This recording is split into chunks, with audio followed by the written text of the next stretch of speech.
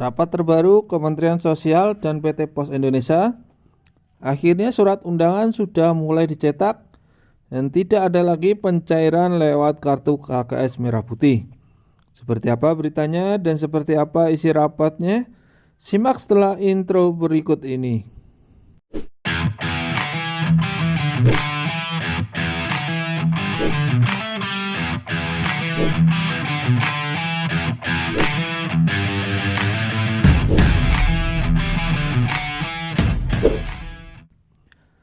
Halo semuanya, assalamualaikum warahmatullahi wabarakatuh. Berjumpa lagi dengan saya Doni Infotainment. Di kesempatan kali ini kami akan memberikan informasi penting bagi keluarga penerima manfaat PKH dan juga BPNT karena rapat terbaru Kementerian Sosial dan PT Pos Indonesia. Akhirnya surat undangan sudah mulai dicetak dan tidak ada lagi pencairan lewat kartu KKS Merah Putih. Seperti apa isi dari rapat tersebut dan apa informasinya? Simak informasinya sampai selesai agar teman-teman semuanya tidak gagal paham dan salah paham dalam menyerap informasi yang telah kami berikan. Dan bagi teman-teman yang baru bergabung di channel ini, alangkah baiknya untuk subscribe dan menyalakan lonceng notifikasinya agar nantinya teman-teman semuanya bisa mendapatkan informasi terupdate dan terbaru dari kami tentang bermacam-macam program pemerintah dan bantuan sosial dari pemerintah.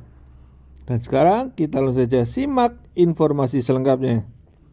Jadi ada rapat terbaru Kementerian Sosial dan PT Pos Indonesia. Akhirnya surat undangan sudah mulai dicetak dan tidak ada lagi pencairan lewat KKS ya teman-teman. Seperti apa beritanya dari Kementerian Sosial Republik Indonesia? Dalam rapat tersebut, silakan menyaksikan video berikut ini. Sedikit menyampaikan untuk penyalur bansos di PT Pos, di dapil saya sungguh luar biasa, banyak perubahan yang dirasakan masyarakat karena penyampaian sangat-sangat langsung. Jadi banyak yang awalnya belum menerima, kemudian menerima.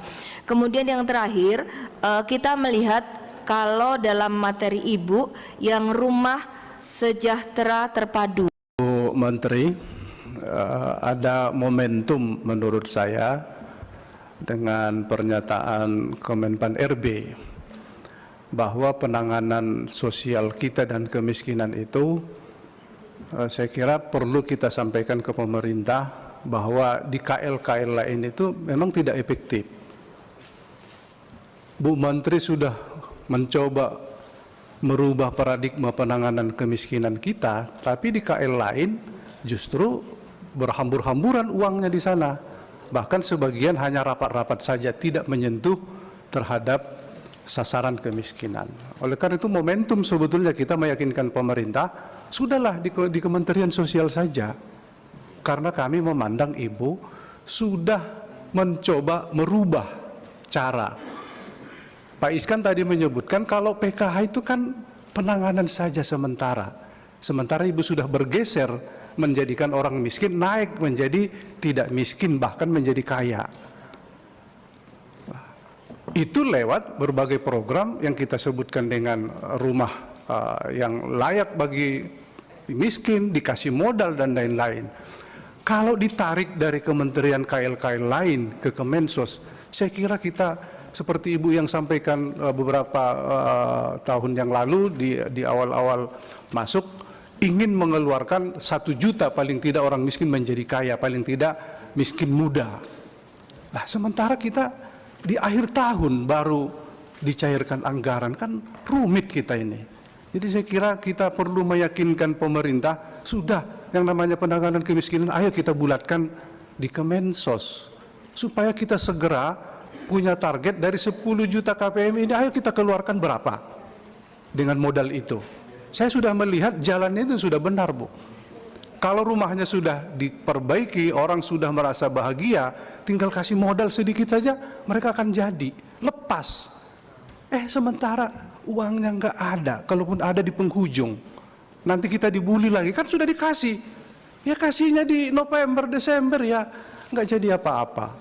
Saya kira perlu ini menjadi sebuah kesimpulan kita di Komisi 8 bahwa problem ini kita yakinkan pemerintah, ayo sudah letakkan di sini. Ya, kalau ada yang lain itu ngapain di sana? Kita nggak bisa mengevaluasi juga, Bu, sasaran itu seperti apa. Yang kedua, rumitnya DTKS. Bahkan Ibu sudah membuat diskresi, kalau ada miskin yang tidak masuk DTKS, langsung kita daftarkan ke Ibu. Ini kan melelahkan, Bu. Dapat satu laporkan, dapat satu laporkan. Itu melelahkan sekali. Padahal kita sudah ada program validasi, peripali sudah ada di kita, tapi itu putar terus, putar terus. Sementara Himbara tidak peduli dengan peripali itu, dia kirim terus dengan data yang ada sama dia. Kita berbusa-busa ingin merubah, mulai dari kepala desa, kepala dinas masuk ke sini, kita putar, kita ganti, besok tetap Himbara kirim ke situ. Saya kira Pak Ketua, Pak Aceh, kita perlu memanggil Himbara ke sini. Sebetulnya mereka seperti apa? Kita juga nggak bisa konfirmasi sampai nggak uangnya atau tidak. Padahal banyak daerah termasuk di dapil saya, makanya di gunung-gunung di Sipiongot, mereka nggak tahu cara mengambil itu, karena ongkosnya menuju pusat kota itu sudah 200.000. Dari situ baru dapat mencairkan 200.000 lagi, 400.000, pulang balik 800, habis. Mereka mending menderes. Tapi kita tanya Himbara, itu sukses. Suksesnya di mana? Sementara kita rubah data, dia tetap tidak rubah data. Nah, ini saya kira kalau menyangkut legalitas undang-undang, kita harus rubah undang-undang. Di pasal berapa itu? Harus otomatis. Kalau sudah nggak ada, ya sudah. Itu belum menyangkut dengan yang tidak jelas datanya, yang meninggal. Itu kita heran, tetap aja masuk aja. Ibu sudah kirim nih, datanya sudah terkirim, tapi orang tidak. Nah, sebegitu besar angka rupiah yang tersalurkan padahal tidak diterima. Kalau ini kita konversi menjadi program untuk menjadikan mereka tidak lagi miskin dengan perbaikan rumah, dengan permodalan, saya kira luar biasa catatan Menteri Sosial yang sekarang menjadikan orang menjadi sejahtera. Maka karena itu saya pikir ketiga, pendamping PKH ini tugasnya bukan hanya sekedar penyaluran bansos, tapi harus mampu mengidentifikasi para penerima KPM, para KPM ini harus bisa mereka identifikasi sebetulnya siapa yang punya potensi untuk keluar dari kemiskinan. Kalau hanya menyalurkan saja, ya ngapain itu pendamping-pendamping PKH? Harus berkemampuan, oh si A, si B, kalau kasih 5 juta, besok sudah keluar dari kemiskinan. Kalau si C mungkin harus 15 juta. Ya, kalau hanya sekedar kumpul-kumpul dan bahkan mengkolek dengan alasan jauh, dikolek Pak, nih ATM-nya dikolek, upah koleknya itu 50.000, ya itu menompang di situasi kemiskinan menurut saya. Ini harus perlu kita evaluasi. Saya kira saran-saran dari para teman-teman itu layak kita pertimbangkan. Jadi para pendamping PKH itu harus punya kemampuan mengidentifikasi itu. Dan nanti kita tagih, kalau nggak bisa ya kita evaluasi. Untuk apa mereka? Karena sebutan Pak Wahid tadi itu menerima gaji 3 juta, sementara orang hanya 1.500.000, itu luar biasa. Kami kira ini catatan-catatan seperti ini, keinginan ibu yang segera mengangkat harkat masyarakat kita ini sudah merubah Kemensos memelihara orang miskin menjadi mengangkat beberapa dari kelompok itu menjadi kaya. Saya kira ini perlu kita topang dan kita dukung. Tapi kalau perangkat-perangkatnya tidak mendukung, ya harus kita kejar perangkat itu. Kalau perangkatnya undang-undang, ayo kita rubah undang-undangnya.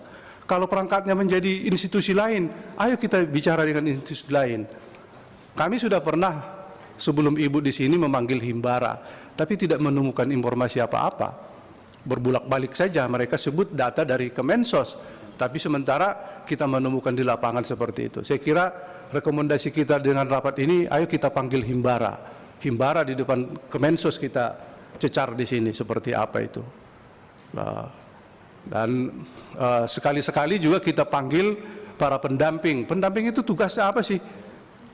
Di hadapan kita ini seperti apa pendamping itu? Ya, kita kan belum pernah panggil itu seperti apa. supaya jelas bahwa mereka itu tidak sekedar menerima honor, menerima gaji, tapi sebetulnya mereka berkemampuan mengkelompokkan orang-orang yang berkemampuan. Bu Mensos sudah kepingin nih, tapi kemana orangnya? Mereka nggak kasih tahu orangnya. Dia cukup menyalurkan saja. Ya, lelah kita seperti itu. Kita dimaki-maki oleh masyarakat yang tidak menerima, datanya sudah dirubah tapi tak kunjung menerima. Ini luar biasa rumit karena memang sebagian karena kerumitan sistem, sebagian kerumitan karena disengaja, sebagian kerumitan karena memang ada yang numpang di dalam proses ini. Kami kira ini Ketua, terima kasih. Itulah isi rapat koordinasi tersebut ya. Dalam rapat tersebut mengatakan bahwa memang Bank Himbara masih dalam proses pengawasan oleh DPR RI Komisi 8. Karena terkait dengan data ataupun masih banyak keluarga penerima manfaat yang statusnya sudah tersalurkan, namun ternyata KPM tersebut belum menerima bantuan sosial PKH maupun BPNT.